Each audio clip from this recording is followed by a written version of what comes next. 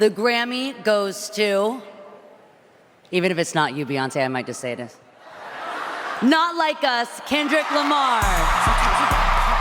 The 2025 Grammys were last weekend. Kendrick Lamar added insult to injury by winning 6 Grammys for his song Not Like Us. I also learned that Twitter sees Benson Boone and Imagine Dragons as the same thing. And a highlight of the night was that Beyoncé finally finished her story, winning Album of the Year for the first time ever. The Grammy goes to Cowboy Carter. Over much inferior artists like Billie Eilish, Chappell Roan, Sabrina Carpenter, and, well, of course, Taylor Swift. And I think that that is amazing. Thank you, Beyonce. All right, I think I did it. I think I'm safe now. But most importantly, I have to admit that I was wrong. With the Beatles and the Rolling Stones taking home Rock Performance and Rock Album of the Year, it turns out maybe rock is dead.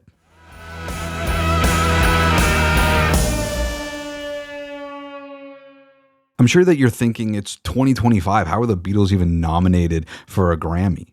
And boy, did I come into this video guns a-blazing, because to my recollection, now and then, the actual final release from the Beatles was like half AI generated. It regenerated John Lennon's voice and other instruments from George Harrison back in the day. And how the hell are we giving a performance award to a song that's like half AI generated? Just because it's like the Beatles? Like, come on, man. What are we doing here? And then I did like just a little bit of research to realize that I was completely wrong. And though AI was used in this song, it was used in a way to restore old recordings. They were able to salvage demo tapes of this song that John Lennon actually sang on, and old takes that members of the Beatles actually played on. And it's kind of common practice. I myself am an audio engineer, and I use tools like this every day to remove noise from recordings, to remove reverb from recordings, mouth noises, stuff like that. It's actually pretty common practice. However, given the description of the rock performance category, I really do think that Idols or St. Vincent were much more deserving of this award. But I do think that there's a real argument that the Beatles could have won the other award that they were nominated with this song, and that is Record of the Year. The Beatles have always been innovators, and especially in the recording studio. And let's be honest, this was an award to the Beatles for being the Beatles. And it's very likely that this will be the last Grammy that they're ever eligible for. And also, there's no controversy in the Beatles beating some peasant rock band than anybody that was also nominated in the Record of the Year category. The Beatles have actually only won 8 of their 25 Grammy nominations. They didn't even win Album of the Year for Abbey Road or Record of the Year for Let It Be or Hey Jude. I noticed that this was actually the only time that the Beatles have ever been nominated in the rock category. But the reason for that is mostly because though the Grammys have had a rock category since 1962, they haven't had specific rock categories since 1980, which, as you know, is like a full decade after the Beatles stopped releasing music. The Grammys didn't even have a Best Rock Album category until 1995. And the inaugural winners of that award were the Rolling Stones.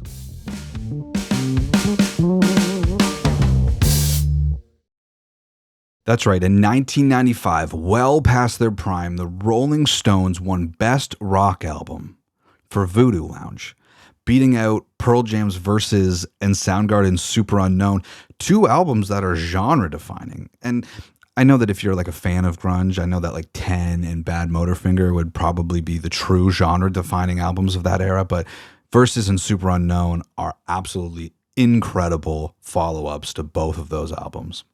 But this year, Hackney Diamonds reigned supreme over much better albums. Obviously, I can't say how well these albums are all going to hold up in 30 years, but I mean, like that Jack White album is right there. And I mean, Tank isn't my favorite Idols album, but Idols is a band that has been remarkably consistent over their entire career. And if you haven't seen their Tiny Desk sessions, I would strongly suggest checking that out. It's incredible.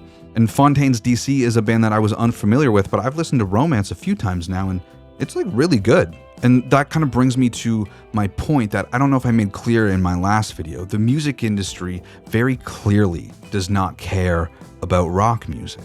They don't even have token rock bands play at these things anymore. There's no Foo Fighters, well, obviously, I guess. Paramore, there's no Blink-182, My Chemical Romance. I mean, hell, man, Sum 41 just wrapped up their whole career. Why not give them one last hurrah on the Grammy stage? Imagine that, man, like In Too Deep, Fat Lip on the Grammys. I think there is an audience for that. Maybe not a wide audience, but there's an audience for it, for sure. I don't expect the music industry to be propping up any of these rock bands. However, these legacy acts that are just getting awards because they're the Beatles, because they're the Rolling Stones, because they're whoever, insert them, could be doing a much better job at passing the torch to the many great rock bands that are active today. There was a comment on my last video of like, which of these artists are going to be popular in 20 to 30 years from now? Taylor Swift is not going to be relevant in 20 to 30 years. And my response to that is just, who cares? 20 to 30 years from now doesn't exist. Today exists. And I choose to support art today, now, in my time. And that doesn't mean I don't enjoy the past either. A band like Black Sabbath getting a proper send-off this summer makes me very happy. And the music that I enjoy today couldn't have happened with the music that came before it. But I do think that these legacy acts really could do a lot just by giving other bands the rub when it comes their time to do so.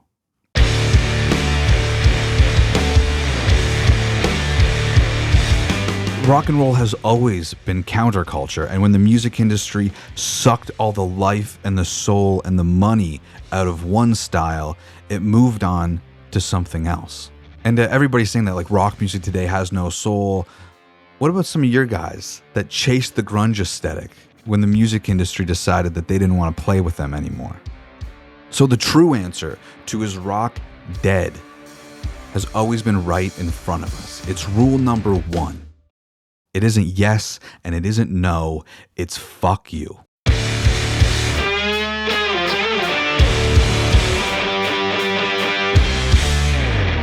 I just want to take a second to thank everybody that subscribed, commented, good or bad, or of course watched any of my videos over the past couple months. I genuinely really appreciate it. Thank you from the bottom of my heart. Please, like always, leave me some music recommendations down below. It doesn't have to be rock. If you got something that you think I should check out, let me check it out.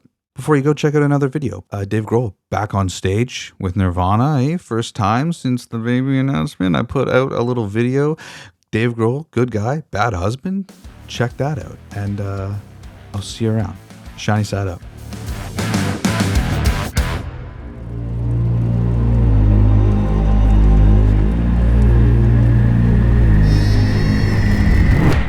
Tone capture.